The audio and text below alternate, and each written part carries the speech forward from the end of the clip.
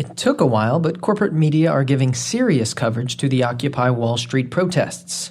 But new CNN host Erin Burnett thought what the protests really needed was a fact check. On October 3rd, Burnett explained that the protesters didn't know what they were protesting, a point reinforced by her guest, former Rudy Giuliani speechwriter John Avlon. Burnett, who worked on Wall Street and is engaged to a Citigroup executive, then went down to the protests herself to explain to them how the world really works. She informed one protester that, quote, taxpayers actually made money on the Wall Street bailout, close quote. This fact should put an end to all the unrest. Quote, this was the big issue, so we solved it, close quote. But the TARP bailouts aren't the central motivator behind the protests, and even if they were, Burnett's understanding of how they worked is flawed. That TARP money amounted to low-interest loans for banks that had profited handsomely from, among other things, a massive housing bubble. Some of those banks, like Burnett's former employer Goldman Sachs, turned around and used that money to make more money, promptly paying off the government loan. It's hard to see this as a win for taxpayers. And, as many critics have pointed out, the government got burned on those loans by charging too little.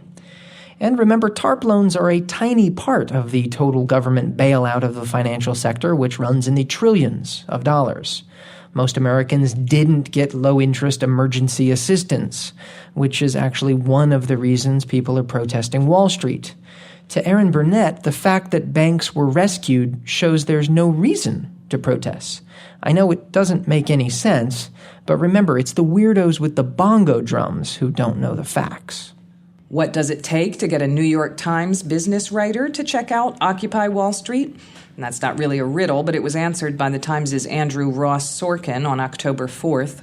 Sorkin's write-up isn't bad overall and includes a decent description of protesters' message as being about seeking accountability for Wall Street and corporate America for the financial crisis and the growing economic inequality gap.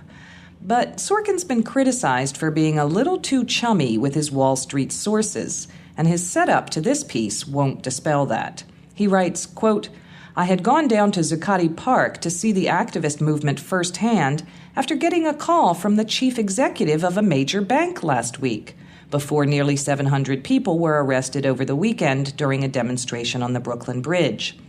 Is this Occupy Wall Street thing a big deal? The CEO asked me. I didn't have an answer.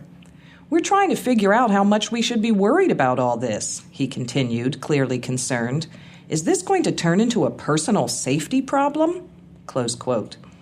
Well, points to Sorkin for honesty, I guess, but readers can also hope that he would take a personal interest in events on his beat, even absent a phone call from a worried banker.